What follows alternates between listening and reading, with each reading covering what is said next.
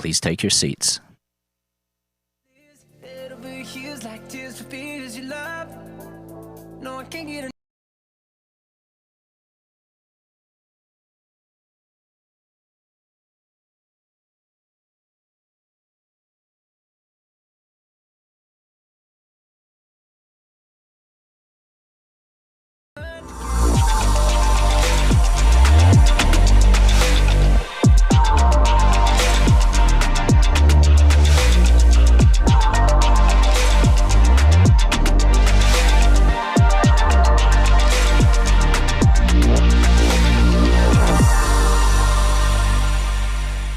Please welcome to the stage Gabriele Columbro, General Manager, Linux Foundation Europe, and Executive Director, Finos. Hello. Good morning, folks. How are we doing? Got some more energy here. Good. I feel like you've been bogged down by traffic. If at least it's like me. I came down from the East Bay and it took me like 2 hours to get here. So glad I made it on time. Thank you for being here. Very excited to have the honor to host our first AI.dev conference and first Cassandra Summit after the pandemic. I generally host conferences in New York for my Finos, with my Finos hat on, or in Europe for my Linux Foundation Europe hat on. So I'm actually really excited, as I'm based in Oakland, to be here, and hopefully we'll have a great day. Before we start, I just wanted to take a moment to thank our sponsors. First of all, AWS, our Diamond sponsor for both events and data stacks, also Diamond sponsor for both events, the AI.dev and Cassandra Summit. I want to thank also the Cloud Native Computing Foundation and IBM, who are Platinum sponsored for both events. Lots of sponsors here. And Axonops and Intel, who are gold sponsors for both events as well. And Azul and Intracluster, who are actually gold sponsors for the Cassandra Summit. Clearly, AI is a pretty hot topic right now. So very excited to be able to host this conference, and thanking our sponsors. This would not be possible without you. You can visit our sponsors today and tomorrow after our morning keynotes next door in the sponsor showcase, and then tonight at our attendee reception, which begins at 5:30 with food, drinks, and more. A lot of fun. I also want to send a thank you to our program committee, who, this is a hot space, and so they made a great job in curating what we think is a great program and one that hopefully you will enjoy throughout the day. I see folks from all over the world here, and hopefully, there's something for everyone here. Now, a couple of housekeeping notes before we get started.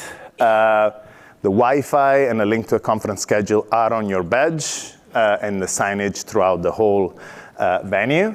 In terms of lunch, yes, we'll feed you. We're serving lunch in the sponsored showcase next door.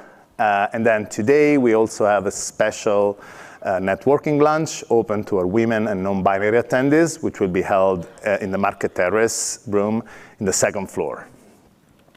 Make sure you pop by. Last but not least, like every Linux Foundation event, we have an event code of conduct that everyone has agreed to abide by, and that we enforce. In short, we want to make this event welcome and inclusive for everyone. So please treat everyone with respect and professionalism. And if you have any concern, please go to the registration desk and the Linux Foundation events team will be able to assist you. And with that, I am very excited to bring in our first keynote speaker, who is our very own Jim Zemlin, the Executive Director of the Linux Foundation, who talks a lot about AI throughout the last year, as you would expect, and will give us an update on the state of Open Gen AI. Please help me welcome Jim on stage. Welcome, Jim.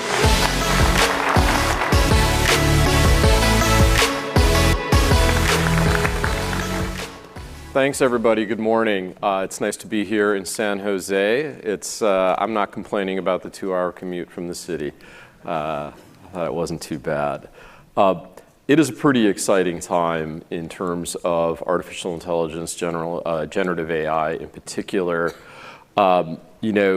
It's already impacting so much of the work that we do. From mundane tasks, I'm using generative AI tools to write a weekly newsletter, to advanced medical research, which is really showing incredible positive signs of breakthrough custom vaccines, cures for diseases that, up until now, we've thought it'd be years and years and years and decades away from finding real cures for these diseases. So generative AI is just such a fundamental new technology. In fact, it's being compared really to the early days of the internet, that sort of for generative AI right now, we're at the same point in time that we were sort of in the Netscape early days of the internet. And I think that really relates to this concept of openness when it comes to generative AI. Because just like the internet, generative AI, large language model technology, was really built on openness. And that's the big message I want to leave you all with today. If you remember, one thing is that the thing that makes generative AI so great, the reason we got here and where we're going, is because the world really wants to see an open AI ecosystem. Open source software that enables us to build foundation models, machine learning models, and so forth. Open data, open research, every component in generative AI, people are thirsting for openness. It was built on open tools like PyTorch, open data sets, open academic research. And today, unfortunately, we're starting to see a little bit of a trend moving away from openness in generative AI and towards more closed foundation models that are only accessible via APIs. Even worse, we're seeing calls from regulators in some corners of the world to ban open source foundation models out of some vague concerns that someday in the wrong hands, this technology could be too dangerous. I find those arguments pretty vague and pretty unconvincing. And in addition to sort of these theoretical, somewhat unconvincing concerns, are actual real concerns we should have about generative AI. You know, things like bias, ethics, hallucinations, data privacy, security. Those are meaningful concerns we should all have. But when it comes to openness, I think it's a pretty open and shut case, for lack of a better term. You know, we've heard arguments before about new technology and how that technology being open and freely available to everyone is scary. In the 1990s, the US government tried to restrict open source cryptography. They even prosecuted Phil Zimmermann, the inventor of PGP, out of fear of this open technology. And you know, what we learned in retrospect is that openness in cryptography didn't actually make the world a more dangerous place. It's actually made the world a more private and a more safe place. And it's allowed a ton of new form of innovation. And most importantly, and this is a big ethic of the Linux Foundation, open innovation isn't just a way to create interesting technology. We believe it is a basic freedom of expression. We also know how futile it is to try and lock down open innovation. You know, bad actors are going to ignore bans. It's anti-competitive, stifles competition. Restrictions on openness tend to benefit a small set of incumbents. And it's also just technically kind of almost impossible. One of my favorite lines about this is from Mustafa Suleyman, the founder of DeepMind, who described the futility of trying to restrict open source as kind of like catching rain. So, you know, calls for restricting OpenAI foundation models and tooling are futile at best and a sort of cynical regulatory capture by incumbents in its worst case.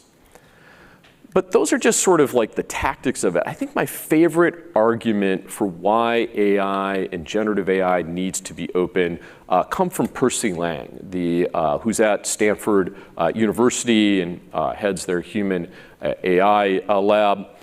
And he talks about the three fundamental things that generative AI and openness of generative AI benefit from. And that is transparency, trust, and attribution. Transparency into how these models actually work. You know, one of the things that is a little bit odd about large language models is we really don't quite know right now, the world, how they actually work. And by not knowing how they actually work, it's very difficult to get the second attribute, which is trust, right? How do we know when hallucinations happen, why that's happening? How do we know where the data is coming from? How do we know that privacy problems aren't going to happen? It's through transparency that we get trust in these very immediate and specific concerns around privacy, bias, hallucination, and other attributes. And that gets us to the final point around the benefit of openness, which is attribution. Remember, in a foundation model, the model is the data and the data is the model, essentially, for lack of a better way of describing it, the simplest way. And it's very important that we understand where this data comes from, who created the original data, who owns that data, and so forth, for privacy and for participation in the value chain. You've seen tons of different arguments and controversy around how writers, photographers, scientists, academics can all participate in sharing data, whether they want to share it freely or whether they want to participate in some way in the value chain across the generative AI economies that are just now emerging. And at the Linux Foundation and in this crowd, I don't have to argue that hard for openness, but one of the things that we decided to do is look broadly at how the world thinks of generative AI and how it relates to openness. So our research group went in September and kicked off a research study to ask these very questions. And from a big picture perspective, I don't think this is a surprise to anyone, the world is rapidly adopting generative AI tooling. Half of the organizations we talk to are already implementing these tools. The vast majority plan to significantly invest. Most people see it as important to their business and are embedding it in their existing products and workflows. In fact, the only thing holding people back right now are security and data privacy concerns as it relates to generative AI projects in their organizations. Anecdotally, I think one of the other things that are holding people back is that people are just now waking up to the fact that in order to benefit from large language models and AI, a predicate is getting your data act in order, having good structured data accessible, and many enterprises aren't very good at that. But when we ask people specifically about openness when it comes to generative AI, the overwhelming answer was, we want open. Almost all of the people that we talked to said that it's important that the technology that's used to build generative AI tooling and foundation models be open and be housed in neutral organizations that they can count on for long periods of time for such a fundamental technology as this. The vast majority of organizations, 41% versus 9%, the others being sort of neutral, wanted to see open source generative AI technology as opposed to proprietary solution. All of them wanted to collaborate in the open and support the collective innovation that's happening, and saw openness as easing integration into their products and services. They thought that the vast majority feel that, just like Percy Liang described, the transparency that comes from open source really gives them confidence in terms of increased control over their data and transparency into data that they're using for business decisions and outcomes. So I'm pretty happy to see that the world not only wants open generative AI, I'm happy just this week in the European Union, regulators released the regulation on AI that they were working on. In the original drafts, there were actually restrictions on open source foundation models. I'm happy to see that that did not end up in the final legislation. And I'm even happier to see that almost the day after European regulators issued this legislation, in France, we saw one of the most high-performing open source foundation models released literally almost immediately. At the Linux Foundation, it's our goal to continue to provide a neutral home to first-class open source tools for building foundation models, machine learning models, from PyTorch to MLflow to others. We want to continue to support standards like ONNX, which provide an open format that represent deep learning models. Standards around unified acceleration in computing. Our Unified Acceleration Foundation provides an open source programming model for acceleration in semiconductor technology, things like GPUs. We want to provide tools for attribution. Our C2PA, the Coalition for Content Provenance and Authenticity, are producing things like digital watermarks, which are now being embedded in Leica and Sony cameras that allow for data traceability across the entire LLM value chain. And finally, we want to make sure that everybody understands, whether it's regulators or industry, that openness will allow for transparency, trust, attribution, will allow for competition and innovation. And I hope that you all join me in participating in building these wonderful tools and helping us realize the actual potential of generative AI in curing disease and fighting climate change and doing good for the world. Thank you very much.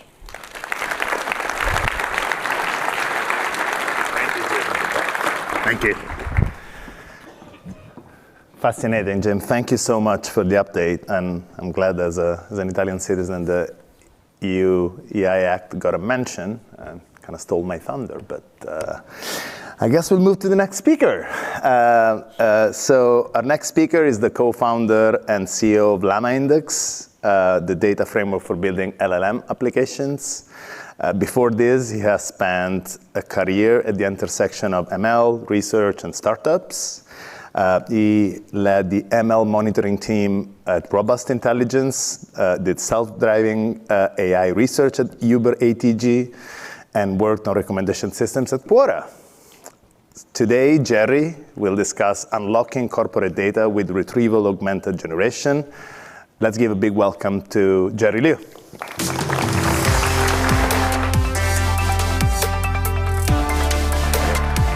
Awesome, thank you. Hey everyone, welcome. And today my talk is Beyond Naive RAG Towards More Complex Question Answering. I'm Jerry, co-founder and CEO of Llama Index. We got a lot of stuff in here, and so if there's too much stuff, if there's too much content, Lori Voss, our VP of DevRel, is doing a workshop at 11:50. And so please check that out. It's a much deeper dive. I really only have 9 minutes and 40 seconds left to get through the rest of the slides. Okay. For those of you who aren't familiar with Llama Index is a framework connecting your data to your LLM to build a production-grade application, right? A production-grade LLM application. These days, if you've been kind of hacking around with LLMs the past year, there's a lot of use cases that have emerged, and Llama Index is one of the core frameworks to basically build LLM apps on top of your private data. Whether or not it's documents, PDFs, databases, APIs, services, you can basically connect all those to your language model to build like a ChatGPT-like experience over your data in both simple to complex manner. So let's talk about retrieval augmented generation. Chances are, if you've played around with LLMs this past year, you've probably heard about this term, right? And it's abbreviated as RAG. What is RAG? RAG is basically a conceptual framework for building a QA system that consists of two main concepts. It's data ingestion and parsing, as well as data querying. So you start off with some source document, right, like a PDF, and let's say you want the LLM to understand this PDF. So the steps you take are you take this PDF, you process it, put it into a vector database, right, like Cassandra, and then the vector database itself contains embeddings as well as the source documents. During data querying, when the user actually asks a question or has a task, you basically do retrieval and then synthesis to pull information from this storage system into the context window of the model. So it's this framework that's emerging that basically captures the fact that you don't really need to train these models. You just need to prompt them the right way by pulling data from your storage system and putting that into the context window of the language model. In Llama Index, you can do this through the quick start in 5 lines of code. But of course, we have much deeper tutorials to really help you understand how this works, both at a very simple level and at an advanced level. And so many of you might have already built RAG pipelines, whether kind of on your own or as part of a company effort. We've kind of seen that this is one of the biggest use cases for enterprises this year. But of course, there's a lot of challenges in building RAG, right? And many of you might have run into this. Naive RAG is limited. If you just do what I just told you, you put stuff in a vector database, do some very basic strategies, do some very basic retrieval strategies, you tend to find that it works well for simple questions over a very simple constrained set of documents. You can ask stuff like, what are the risk factors for Tesla over the Tesla 2021 10K? What did the author do during his time at YC over a simple essay?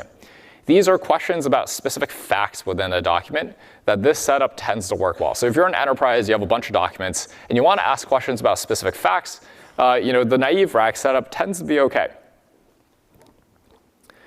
But there's a lot of questions, and if you just open up ChatGPT and just like ask more complex questions, you find that it tends to be able to answer it as long as the knowledge is in its domain. So how do you basically replicate this experience over your own external sources of data? And there's certain questions you want to ask where top K retrieval, this naive stuff, will fail, right? This includes summarization questions, just getting a summary of the document. Comparison questions, compare A versus B. Structured analytics and semantic search. For instance, like if you want to ask questions that contain structured information in addition to unstructured text. So for instance, like tell me the risk factors of the highest performing rideshare company in the US. You need to execute like a SQL query to actually get the highest performing rideshare company in the US. And general multi-part agentic questions, right? And this is kind of like the holy grail. You just ask some arbitrarily complex task, like tell me about blah, blah, blah, and then tell me about that, and then like, compare the two, and then like do some task based on that. That is much more complex than what the naive RAG setup can handle. So here's like a very general cheat sheet as to how we think about this, right? Llama Index helps you set up both the basic RAG stack as well as helps you basically solve a lot of the pain points you're facing. And a lot of these solutions we propose are based on specific pain points. And so if, for instance, your pain point is questions over unstructured or structured data, we have a certain set of solutions. And some other pain points include questions over complex documents, like if your document contains a bunch of embedded tables and charts, for instance, like SEC filings. This is something that we've have a bunch of abstractions over. And what I just said, like if you want to ask more complex questions over your data, like multi-part questions, there's a variety of techniques that we can go through. And so for this keynote, maybe the one lesson I want to drive home is we should kind of think about how do you actually compose more sophisticated and interesting LLM-powered systems that basically carry the core concepts of RAG, but extend it to become more capable and sophisticated of doing question answering and search and retrieval. So let's address these pain points, and specifically, I'm going to talk about agents, right? And agents as an extension of RAG to help you answer more complex questions over your data. So RAG, you can think of that as a black box where given a user query, you get back a response. And this response contains the answer of your question over your data. You can see agents as basically a layer, and this is the way we look at it, as basically this kind of understanding and query layer in front of any sort of RAG pipeline over your documents, right? And it's an LLM-powered abstraction that basically crunches any sort of input task you give it and is able to dynamically understand what the query is, generate, for instance, like sub-questions or decompositions or reasoning loops to really try to take that task and solve it, right? And so we see agents as an extension of RAG by putting this as a layer in front of your RAG pipeline. A popular framework that came out last year is React, right? Reasoning and acting with LLMs. Since then, there's been a ton of papers at iClear, ICML, NeurIPS right now that have basically extended beyond this in terms of different types of reasoning. But this is one of the first reasoning papers where you basically prompt the LLM to generate both chain of thought as well as tool use. And so you can dynamically break down a question into, for instance, multiple iterations and then solve each of those by calling a tool or function or RAG pipeline. And so we baked some of these abstractions into Llama Index, but as a general framework for thinking about how agents really interact with your data system, some of the core components that you need are an agent reasoning loop, like a thought loop that does chain of thought and tool selection. And then as one of the underlying tools, you can basically have a RAG pipeline over your documents. And this basically has that agent reasoning layer at the front, as well as the RAG pipeline based on an underlying storage system that you can use to query your data. So an example that we show here is financial analysis with agents plus RAG. And so a question is, for instance, compare and contrast Uber and Lyft's revenue growth. This is a bit of a complex question because it's a comparison question. It's multi-part. If you actually want to do this, you want to break this down into two sub-questions, probably. One is, what is Uber's revenue growth, right, if you have financial reports about Uber? And then what is Lyft's revenue growth if you have financial reports about Lyft? And so the agent layer, powered by React or any other thought loop, will break down this question into a set of sub-questions over your tools. And then once each question is broken down, you can basically have some sort of RAG pipeline where you can basically answer a question over a given document via your standard retrieval setup. And so the lesson here is you can basically add agents as a layer in front of the setup to handle these types of comparison questions or any general multi-part questions. And so even if your existing RAG pipeline can't handle these types of overall tasks that you want to give it, you can basically add some sort of more sophisticated query reasoning layer at the top to handle this, right? And route it to a more kind of weaker retrieval system to answer the question. So in the last few slides, let's put it all together. And these are just some resources that help you get started, especially if you're, for instance, interested in building RAG in the enterprise.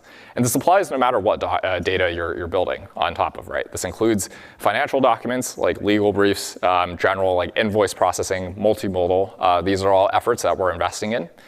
The first thing I'll show is SEC Insights, which basically is an agent layer on top of a RAG setup that allows you to ask questions over your financial documents.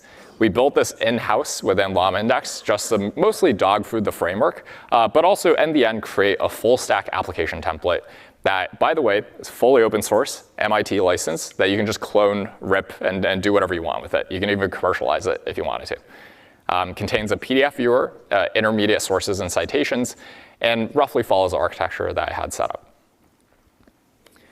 Another resource that I want to shout out, and so the DataStax folks are good friends of ours, and so you can build a chat server with any documentation with LlamaIndex plus DataStax Astra. There's a GitHub link as well as QR code in the slides, but this is a nice way to basically generate a full stack API server that does RAG for you. Great, thank you. And in the last bit, if you're building LLMs in an enterprise setting, we love to chat. And of course, we are looking actually for back-end data engineers, and as well as full stack front end. So cool, thank you. Thank you, Jerry. Thank you so much. It's fascinating. I love that in the last couple of weeks I'm seeing, I went to a couple of meetups here, and it's always about financial analysis, which is interesting from my Finos community. We see banks having sort of a kind of a come to Jesus moment, I think, with AI right now. And some of them actually are very vocal. Some others can't even say the word AI in public. It's kind of interesting, kind of almost like blockchain a few years ago. Anyway, moving to our next speaker. Our next speaker is the VP of Customer Success and Machine Learning at Weights & Biases. Prior to this, he held leadership roles at the core machine learning development teams at both Meta Ads and DataRobot.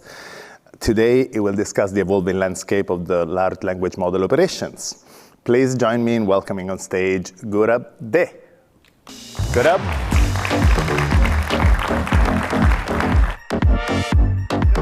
Here's your clicker. All right. So that photo is obviously several years old. When I had more hair, and I wasn't as familiar with brands like Costco and Skechers. Hi everyone, my name is Gaurav. I run the customer success organization at Weights & Biases.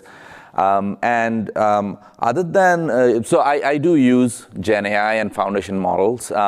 So just, if you have seen the abstract of this talk, that was generated by ChatGPT. I gave the PDF of the presentation to ChatGPT, gave a few prompts, and then it gave me the abstract. I didn't have time. But it's actually pretty good quality. And other than users of that, there should be some reason why I am here. And the topic that I want to talk about is enterprise value with generative AI. And the reason why I, from Weights & Biases, am coming here to talk about it is we have been lucky to be in the front seat of how this LLM development world has been shaping up for a while. We have a few not so well-known customers that have been developing different forms of LLMs for a while now. And we have been kind of supporting them. And what I would say is we do see this landscape is evolving constantly. Like we started with mostly open source models, and there's BART was one key kind of like milestones in many ways. And then from that point onward, it kind of kept growing and developing in different formats. And then now we have open source models and non-open source models, and all these different complicated world could be certainly difficult to navigate. Now, in this evolving world, while we do talk about a lot of variety of models and standardization of performance across these different foundation and models, what we rarely talk about is tools. So imagine talking about the architecture and of like different masters and never able to talk about who actually what type of tools would they use to actually build them and design them. So there needs to be some sort of discussion, and we thought that that's what our contribution could be in today's conversation, is what are the type of set of tools that will set this world of this constantly evolving generative AI for success. So what I will do with the rest of the 7 minutes I have is lay out a few challenges and then what good looks like in our opinion. Surprise, surprise, it will probably end up with a slide of weights and biases showing that we do have provision of some of those, but also to dream a little bit on what that good looks like in a world where we are interacting with generative AI in a constant manner. So first thing that is very unique about weights and biases, there are 3 main challenges. And the first challenge that is very unique about generative AI is there is a sheer volume of generated metadata and combination of different factors that play into choosing the best solution. Like when I was in Data Robot, we were kind of doing very simple, kind of like a standard tabular data model. You have a set of different model types, and that's pretty much it. You are basically optimizing and selecting models out of that. You are varying some data sets based on the context. But with generative AI, the options are endless. You can actually try with different data sets, different model types, different type of hyperparameters, different type of prompts when you're starting to interact with those applications. And the experiments, data sets, models, training paradigms explode in dimensionality.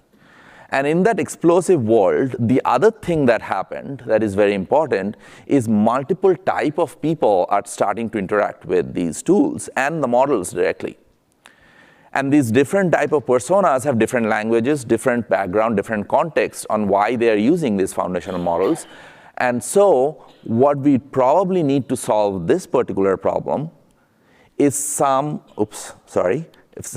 common system of record that organizes all these different languages and information in one place, so that you can know that which data set you started your experiment with, which variation of the model gave you the best results, which model in production with which prompts interact with the best accuracy, and other things.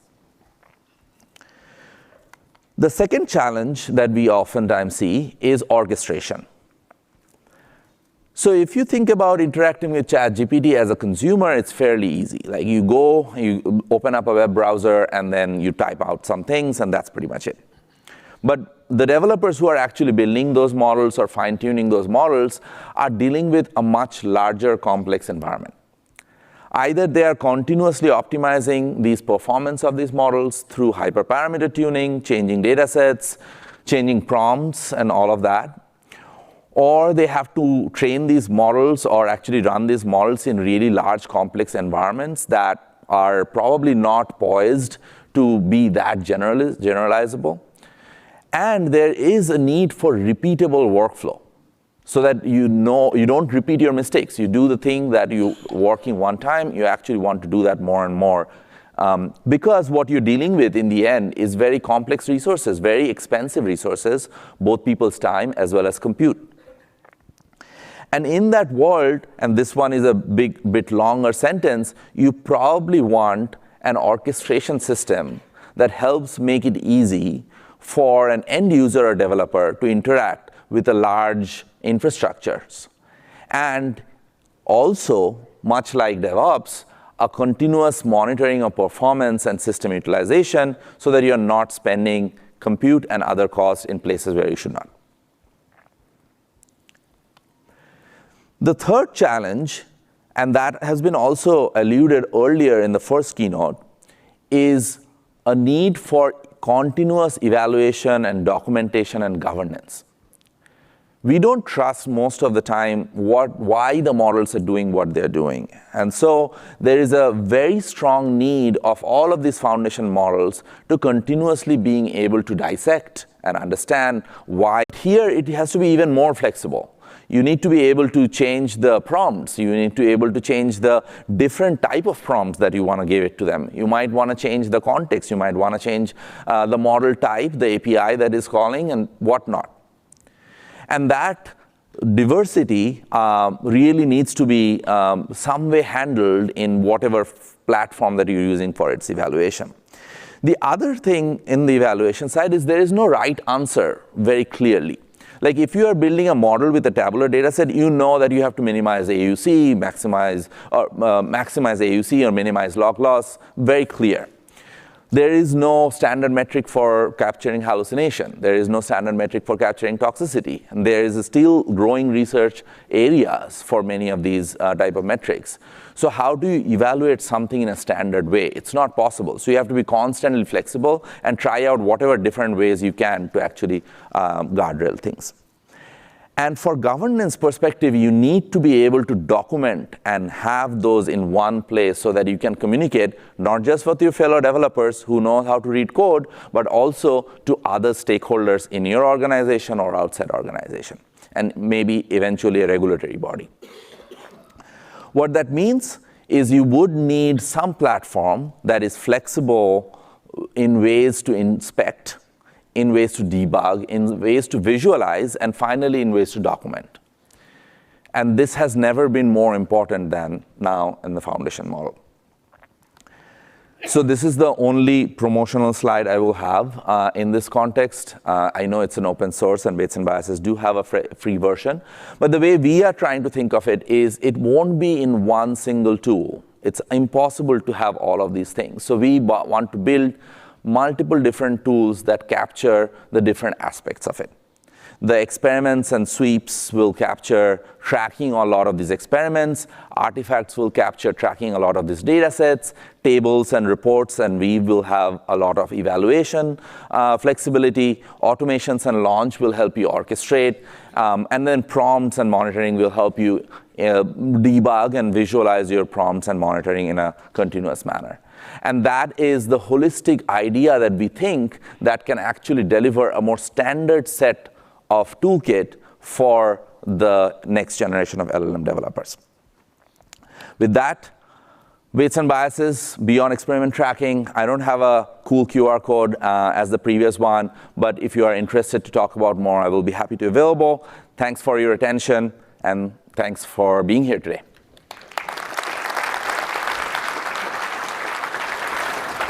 Thank you so much, Gaurav.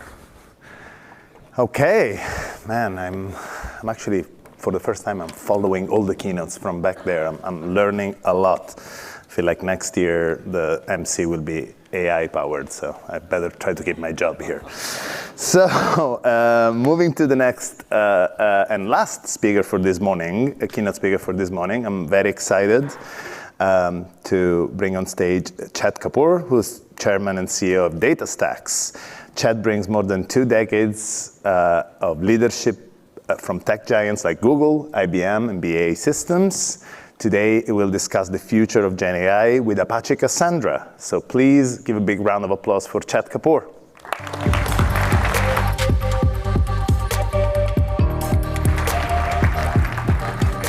Thank you. It's funny, Gabe said the same thing. Next year, AI will replace him, and I said, he's going to be better looking for a while. So I think it might happen. And thank you very much to the presenters before this, Gaurav, Jerry, Jim. They're hard acts to follow. But before I get started, I know there's a lot of live streaming happening. Can I just get a sense, not that I can see properly, but get a sense of how many people for the AI? So how many people here for the Cassandra Summit? Raise your hands. Wow. Great. I'll try to make sure that I talk about AI just a bit. Just joking. Thank you very much for this opportunity. It's been a long time since we actually had a Cassandra Summit. And the last time we had it here was 2016. So it is awesome to get everybody back together. And thank you very, very much to everybody that contributes and uses Cassandra, because it does actually run the world in so many different places, right? I mean, there's a phenomenal stuff going on. So,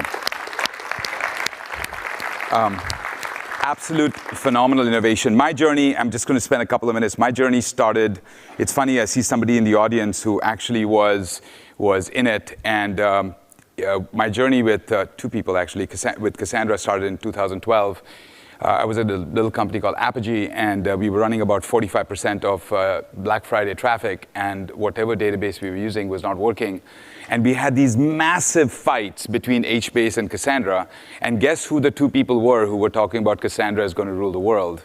The NoSQL Jesus, Nate, for many of you that know him, as well as Ed Anuff, and they obviously won, and we've never had it down ever since, and have actually done that piece really well. It's been 4 years at DataStax, and it has been awesome. And again, I want to thank the community to actually give us an opportunity to come back and kind of energize and embrace the community and work together for all the innovation that we've done in 4.0 and all the great stuff that we've done in 5.0, which is in beta now, and what we are going to do when we release it, as well as what we're doing with Accord and other things for 5.1. So super excited about that. I'm going to talk a little bit about leading the future with Gen AI and Cassandra. So let me start with a Vinod Khosla quote. For those of you that don't know Vinod Khosla, he was a founder of Sun Microsystems. Most people may not remember Sun Microsystems. They were actually a big part of the client-server piece.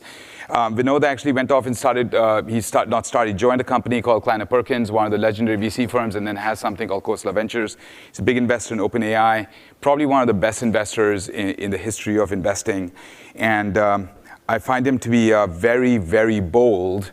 And this was a quote he did at a Wall Street Journal event down in Southern California, which is, in 10 or 20 years, 80% of jobs will get done by machines. I actually think he said 5 years, personally. I don't think he said 10 to 20 years. But the best part about this quote is not whether it's 5 years or 8 years or 10 years, is that we, the AI.dev folks, as well as the Cassandra folks, have a chance to actually see this happen and have a front row seat. We will not be on the receiving end of this, right? We will actually be the folks that actually help with this. This is not the first time. This is not the first time that, our civilization has gone through a massive change. We've gone through many of these before, and we will sort through this one just like we have done in the past. So here's how I get a chance to spend a lot of time with enterprises. And we have some great customers, just phenomenal customers, and I get a chance to talk to their view on it. And this wave that's called Gen AI is going to be faster than any frickin' thing we've seen. Any frickin' thing. Why? Like all other waves before, of technology waves, this one actually is additive. It builds on the web, it actually builds on mobile, and it builds on cloud. Without those three, Gen AI would not have taken off. OpenAI would not have gotten 100 million users without all three of those being in place. So these time frames that you see may look a little, for those of you that are in it, might actually look like it's too far out. These are super aggressive. So let's talk about them really quickly. Incremental and efficiency-based use cases are basically things like Copilot, right? And people are adopting like crazy. We have a great partnership with GitHub, and we're working very, very closely with them. And it's about go off and doing chatbots, right? Making your chatbots more aggressive. And I think SMB companies and enterprises will actually use them, will actually adopt them in a very different rate because enterprises actually have to worry about regulatory pressures being wrong, things like that. And then the real fun starts with transformative and revenue use cases. Right? When you start talking about you're not just talking about human beings using, recommendations and this and that. You're talking about human beings with agents, right? People with agents. That's when it gets really, really interesting. That's when it actually has an impact on P&L. And that's when you start figuring out when you have new revenue models.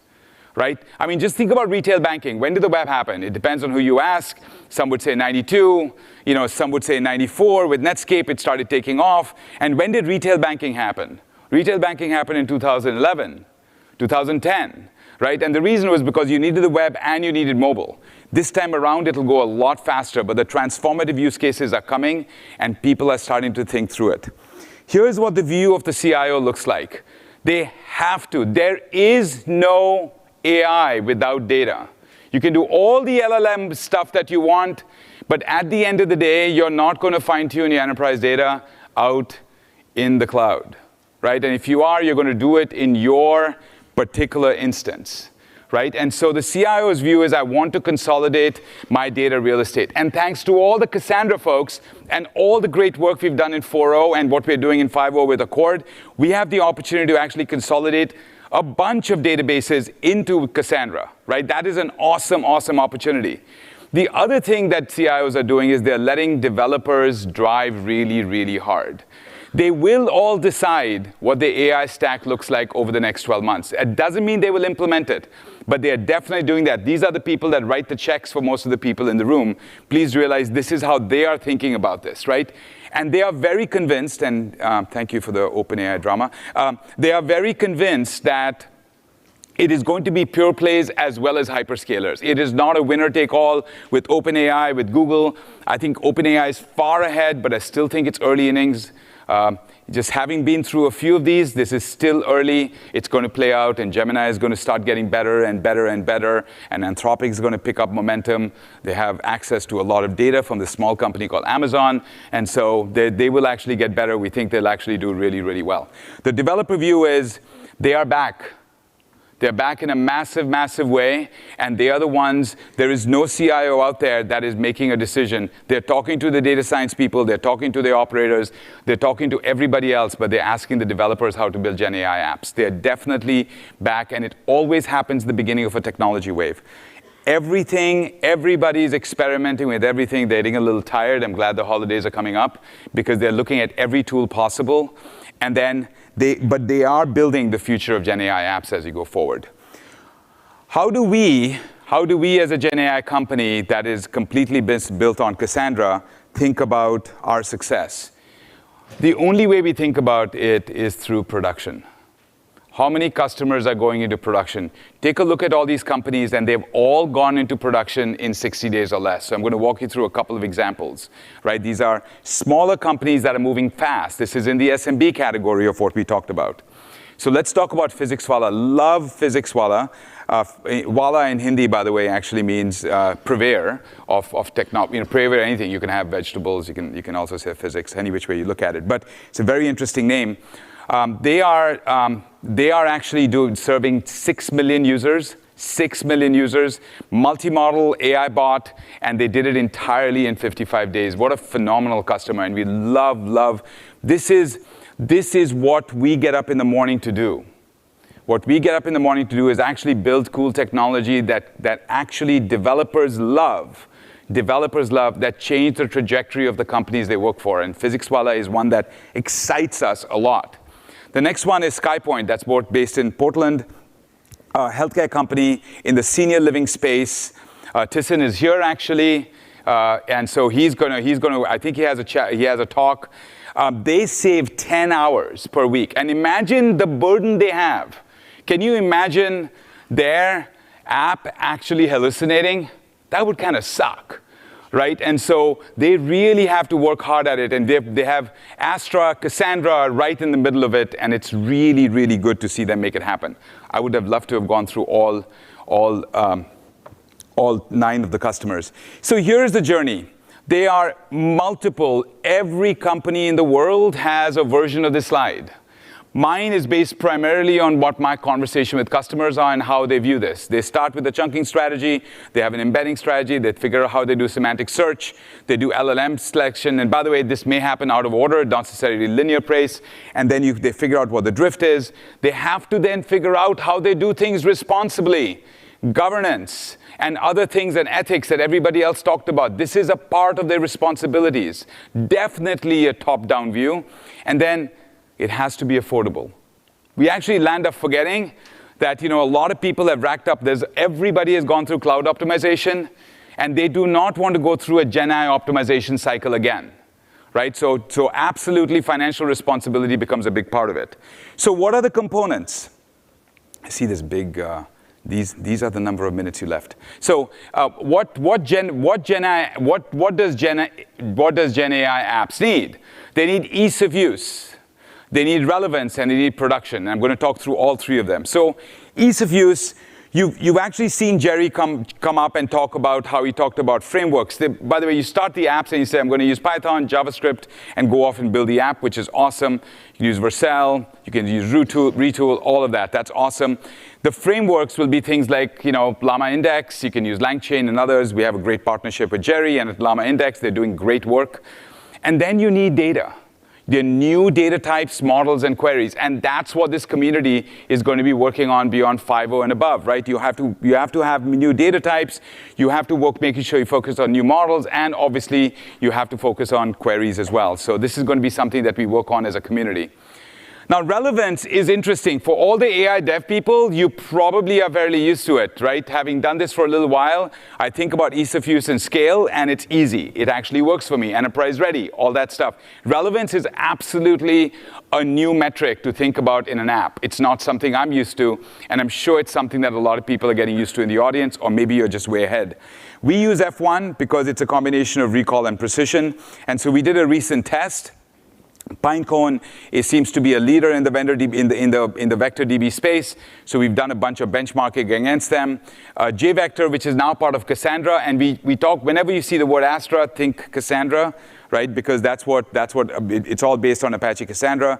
But here is what the results look like 16% more relevant. And now you may look at this and say, 16%? That doesn't seem like a lot. That's a shitload. Right? I mean, that's like much more relevant, and not getting the wrong answers, right, is really, really important. So we are just getting started with them. I have some other numbers as well. This is just the beginning. We're just going to get better and better and better with this, something that we talk a lot about inside the company. Production. JVector is now part of Cassandra 5.0 beta. It is blazing fast index. Who was going to start clapping? Come on. Blazing fast, 10x faster than Lucene. It is an open source. You can go off and use it, and it's available to all of you. Absolutely kick-ass. I love the innovation that we land up doing as a community. Superior performance on throughput against Pinecone. Again, some results. I was going to do what I normally do, which is take something that we were going to announce on Thursday or Friday and bring it into this keynote. I didn't do it this time because it's a third party. We actually have a third party that has done some awesome performance tests, and they've gone off and done this, and they're going to be releasing a report at the end of the week. So stay tuned to actually see that. We also did some performance testing against Mongo. We obviously kicked their ass. For people in the Cassandra community, you're used to that, to seeing that, right? I mean, it's just something we do really easily, and I think we should continue to do that and make a big deal about it. That's not funny. That's true. Come on, you're used to kicking their ass, right? I mean, this is the Niners against Cowboys. No, I'm just kidding. Just a joke. All right, so again, here's really awesome. The fact that we can do instantaneous indexing and actually do reads and writes at the same time and not have to wait for it like other databases is something that we get thanks to all of you, based on what we've done with SAI, secondary indexes, what we've done with Cassandra as architecture. None of that would have been possible. Yes, obviously it's available in the cloud as a service through Astra, but it's based all on open source technology that we built as a community.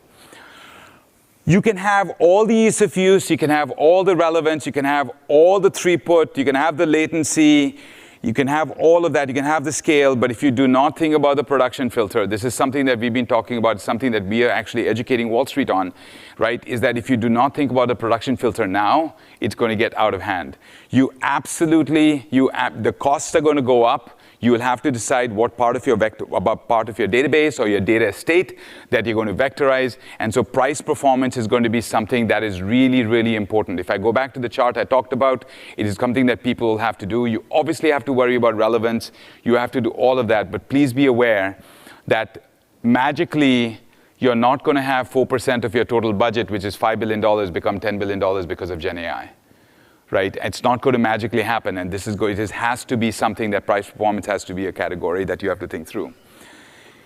What's really interesting, and what's interesting is you always think about ease of use. We talked about this. We talked about relevance, right? 16% better immediate indexing.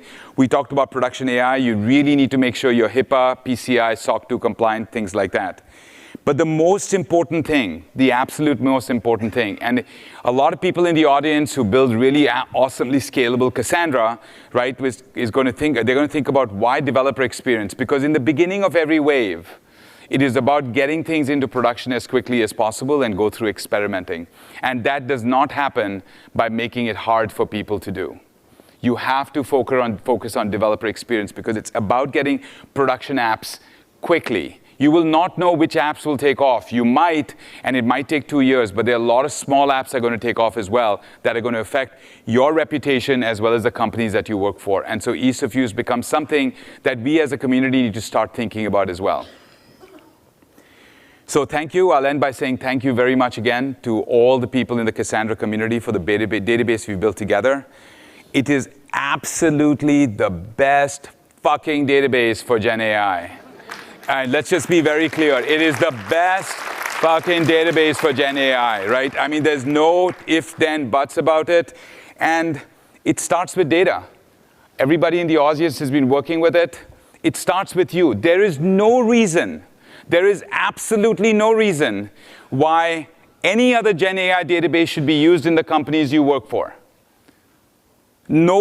Absolutely no reason. We have the performance data. We have everything. We are absolutely there. You should all take it on as your responsibility. Make sure that you kill everything, every other Gen AI database that comes in your company. There shouldn't be.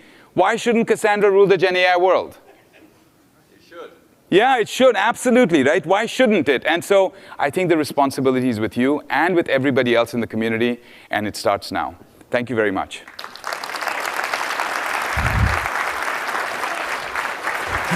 Thank you, Chet. It was amazing. Thank you so much. I feel like, besides the comments on looks, I feel like some colorful language could be something that differentiates me from AI. So hopefully they don't get me started.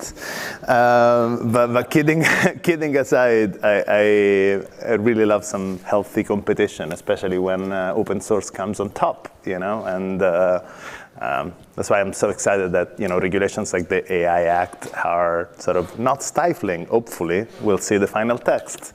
Open source innovation is a super exciting space. So with Chet, this brings us to the close for this morning keynotes. We have a coffee break next door in the sponsor showcase, and then conference session starts at 10:30. Make sure you stick around because we have many more keynote sessions in the afternoon that begin at 1:30. And with that, I hope you enjoyed the morning, and I'll see you later today. Thank you.